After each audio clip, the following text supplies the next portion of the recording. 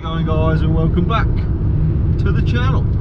Now then, I know what you're thinking. Oh no, we're in the van again. There's nothing wrong with the van. There ain't nothing wrong with the van, but we are off to look at another piece of equipment. We don't look at... Oh, the phone's ringing. Anyway, before the phone rang and I was rudely interrupted, we're off to go and look at a piece of equipment. We don't look at pieces of equipment all the time, do we? No. This is just down the road. It's got to be the right price for it, isn't it? Well, it's got to be the right price. And it's got to be New Holland, isn't it? Of course. Well, it matches the tractors anyway. So, yeah. Shall we call in there? Nah, it's too expensive in there, isn't it? Anyway, from the last video, the drill is back on the cultivator. For those of you who put in the comments on, not last video, the video before, about PTO shaft on the mower, it wasn't you, was it? No, it wasn't. I had nothing to do with it. Only mended. It was me. It was me. I rested it on the mower.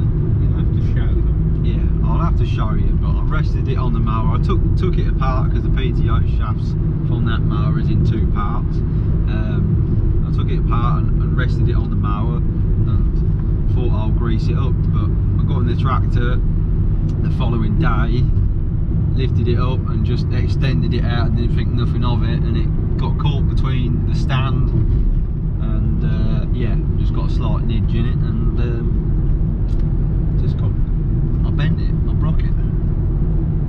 Having to go on a detour.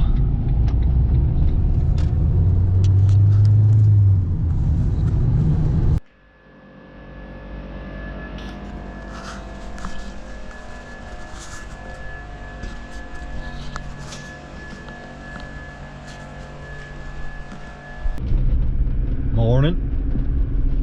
It's too bright. So, you're probably wondering, why on earth did you go and look at a round baler the other day?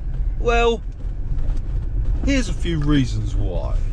No, first of all, I didn't record too much while I was there. There was a lot of equipment there, and obviously, you know, I've got to be careful sometimes where I record. It is going on YouTube and it is going on the internet at the end of the day. If someone don't want me to record, or I've got to think, oh, hang on a minute, there's a lot of equipment here, probably shouldn't record. So that's why I didn't record too much of actually looking at the baler. A few reasons why we're on about buying a round baler. You probably think we're mad, but we're not doing stuff ourselves. Jim, who last year did the round baling for us for the horse place, who normally has it just up the road, he's packed up. They've since and ahhing whether to sell their baler. So if we bought a baler, we'd be able to bale our own barley straw and wheat straw for them, and they'd cart it off the field. The other issue is blackgrass. If we have a baler, we can control. Totally lost what I was saying. Where was I? Blackgrass issue. Yes, issue. Blackgrass issue. Since we've had balers come in, the Hestons come in and do baling, and different people, you know, on the land. We've not necessarily had the same people come in and do the baling every year, but we've had pockets of blackgrass come up the last few years where we've never had blackgrass before. This way, in buying a round baler, we can control what fields we move on to. So say if there's a really bad blackgrass field like this one out here at the back of the yard, which I'll show you in the crop update, because I'll show you the good, the bad and the ugly. We'd bale that field, blow down the baler completely, and then the first bale that comes out of that, you move off the field, or you try and empty the baler on that field, so then you're not carrying a blackgrass infested bale to a clean field. That's the theory. If we can have a baler, we do it ourselves. It'd probably take 4 or 5 years to get the money back, because you're spending between 8 grand and 15 grand on a round baler, depending on what sort of quality it is. So that's probably, you know, something to think about. We haven't bought one yet, but let me know in the comments if it's a good idea. Who knows? There's possibly an opportunity coming up, which I won't reveal yet. Might be in another video. So, of some more work and a bit more land. So yeah. Anyway, I'm now going to show you a piece of equipment, a new piece of equipment for the farm, brand new. We don't normally get some brand new pieces of equipment, but Dad actually bought this back from Norfolk when he went on holiday, and it is probably going to be one of the valuable, or most valuable pieces of equipment on the farm, and one of the most valuable pieces of equipment we've bought in 2022. Now then, this is a huge, huge upgrade, and I'm talking, you know, you will be mind blown.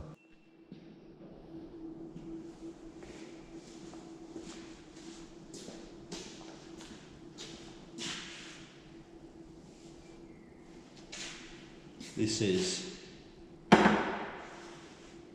new piece of equipment. Look at it!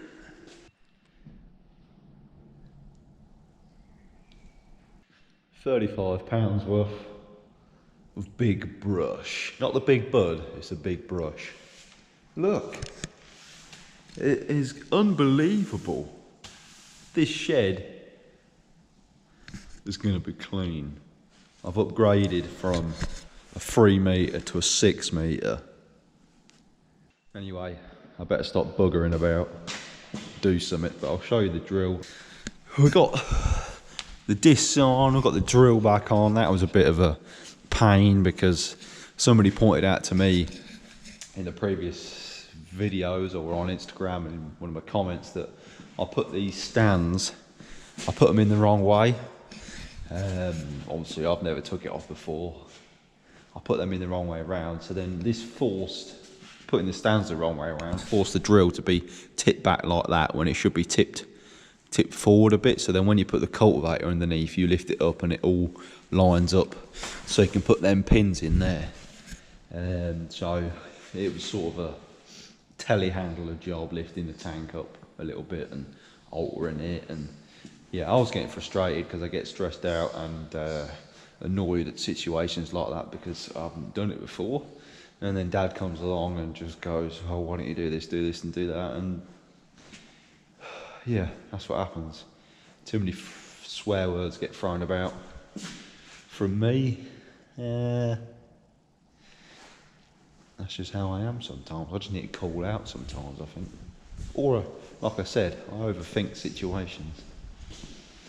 This is going to be a bit of a mix match of video. So we're going to go do a bit for my brother in his garden, because me and Dad are now turning into gardeners.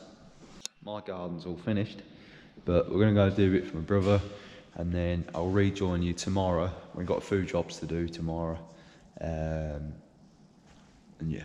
Haha! I told you we'd rejoin the next day.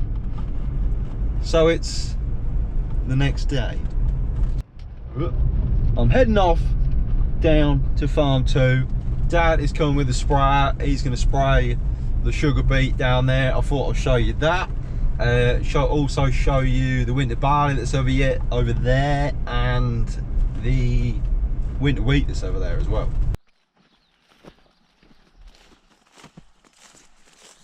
So we're in the field of winter wheat over at farm 2. The field of sugar beet's just just there. This is looking good considering it's been so dry.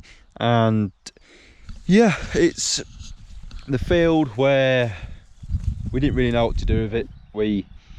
It was sugar beet, and then I believe Dad went and cultivated and subsoiled this with a set of discs and the Cousins V form, and then I went straight in with the Lemkin and drilled into that. So there's a few beet tops. There was a few beet tops kicking about. We didn't want to plough it, didn't want to dry the soil out even more than what we had to, which is probably a good thing. Now it's come to dry, but it's a nice thick crop. There's not too much blackgrass in here, and we'll have a look at another field back behind the yard which is full of blackgrass. But like I was saying about buying the baler, if we got a bad field of blackgrass, wheat in the blackgrass, we can sort of contain it in that field and not spread it around the farm, and do it like that. As you can see, the flag leaf, she's lovely. She's coming on, just protecting the flower, protecting the ear that's coming. Happy with this though. This is one of the fields where, if you look down there, the drill played up, so it was pulling me that way, or it was pulling me that way. So every now and again there's a line like that, but it's filled in. Shouldn't be too much of a problem. I thought it was going to be a problem. This is one of the first fields I noticed the drill sort of buggering up. Dad's just coming down the road with the sprayer. I don't know whether I've told you, but we use a 15 metre Hardy sprayer, our old mainline sprayer, to spray the sugar beet. So it just saves washing out and bits and pieces like that. There's a lot of washing out with the sugar beet sprays if you go on to wheat and stuff like that.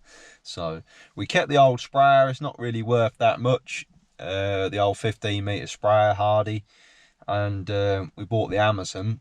So now Dad uses the 15 metre to spray all the sugar beet and do it that way. But if we ever had another sprayer, or we're on about packing up sugar beet, this might be the last year, might not be, who knows, but I think it is going to be. We'd trade in the Hardy and the Amazon and just have a 21 metre Amazon sprayer, I think. But he's coming down the road now. I'm going to put the drone up because it's a lovely day and that hasn't been flown for a while, so I do treat you. Here it is.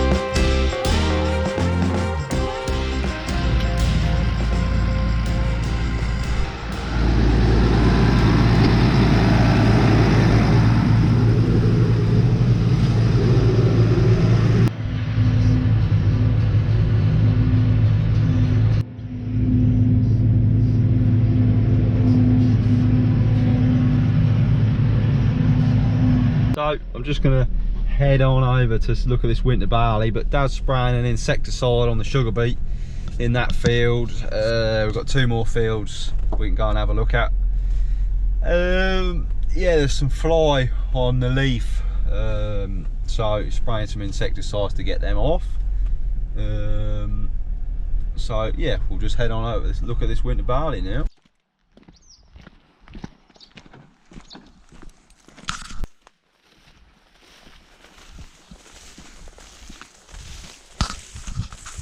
This is unbelievable. So I'm in the winter barley field. I don't think you can quite justify on the camera how tall this is. So I'm about 5'10", 5'11", and it is just over hip height. Few patches have gone down already. It's just the job now, the challenge now is to try and keep it up, and if we get a strong wind and a bit of rain before harvest, yeah, she could go a bit flat, but look, she's starting to go down there. I'll tell you what, this is looking real good. This was sort of minimum tilled into stubble, so it was cultivated and then subsoiled, and then with that lempkin went in. Obviously that's got a cultivator on as well, but yeah, pockets of black grass popped up in places yet again. Everyone's got it. You can still see the cracks in the floor from the effects of the dry weather, but consider it's been so dry. I've had a fair bit of rain, probably a bit late than what we should need, but it's done some good anyway, better than nothing. It seems like there might be a lot of grain on each ear, but maybe because it's been so dry we might get a lot of grain, but with the barley you don't get the bushel weight there anyway. But it might be worse. The bushel weight for the barley last year weren't great. Whether it's going to be the same this year, I don't know. Now then, I thought while we're on the travels, I haven't actually been over this way to see the beans that we were drilling a few months back, but they're looking really good. We've never grown beans before, like I've said in the video when I was drilling, but here they are. Look at them. We've got some flower on there now, just there, some little buds there as well. There's the flower, look. And all I can hear are the bees pollinating, basically, in here. And people say that we're ruining the environment, which is a load of rubbish, because we're not. We're helping it, we're farming with it, and this whole field is helping it as well. Beans, we cut peas out. We did grow peas, as you've seen in the previous videos last year. Don't think I filmed combining them, but we did grow peas, but we decided to put beans in because, one, you couldn't get the crow bangers, and I don't know whether you can still get them now. The crow bangers were stuck in a container in China, so we put the beans in. We had to look after them to start with to keep the pigeons off, and then pigeons don't touch beans. We'll combine the wheat, then we'll cut the beans. Beans are normally always later.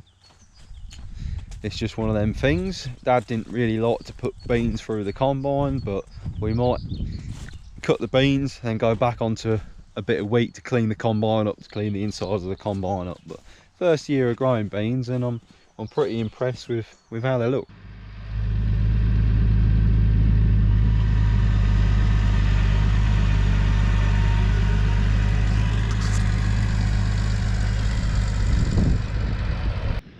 Now, this field of sugar beet's looking miles better than the other one. The other one's a bit dry. You can see with the drone footage there was a few gaps. This field's back on the black soil, back on the home farm, and yeah, we're nearly shaking hands in the middle of the rows. They're nearly joining. So, but yeah, he's putting an insecticide on because the agronomist come round the other day and said there's a bit of fly, which I can't see visually now, but he said there's some fly on the leaf and holes. You will get holes. so we don't want holes in the leaf. It had a nice drink the other day. I think we had 10 mil of rain, or 8 to 10 mil of rain, depending on whereabouts you are in the fen, in the Cambridgeshire fen, which was decent.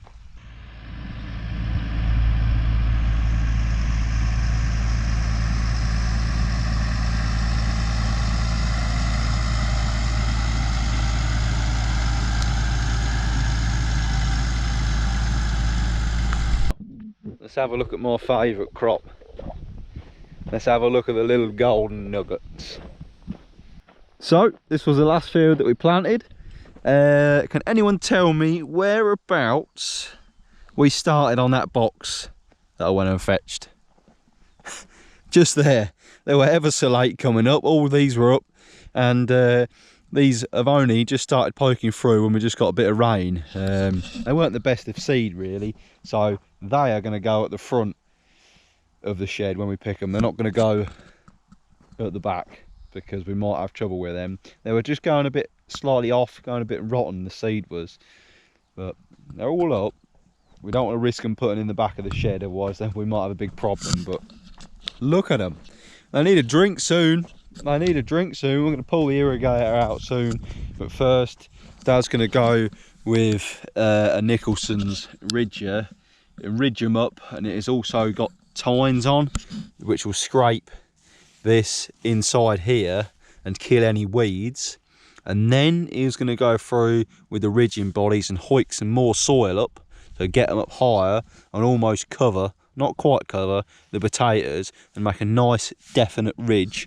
So then when we do put the water on and put the irrigator through, it doesn't wash too much of the soil off, and then you end up getting green potatoes. So we want to hoik as much soil up as possible, so then we can put the water on regularly, little and often we put the water on.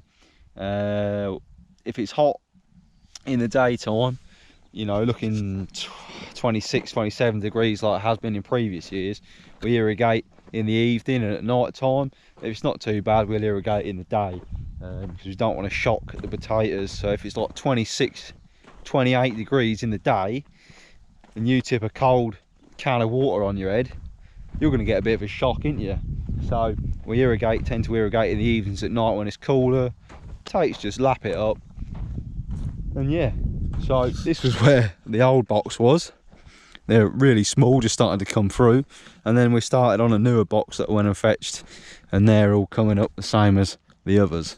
Both fields are looking good. They just need a drink. Bit of a crop update video today, only a little bit though. Got a lot more to have a look at. Got to look at the oilseed rape and a few more wheats, and the spring barley as well. But yeah, I'll just show you the garden. So here we are.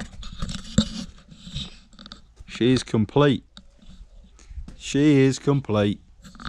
Got the gravel down.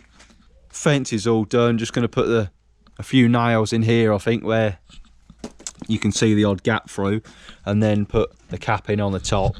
Other than that, we're all sorted, but looks a lot better, looks a lot different, and we can get barbecuing. Anyway, thanks for watching this video. Hit the like, hit the subscribe, and we'll see you again in the next one. See you later.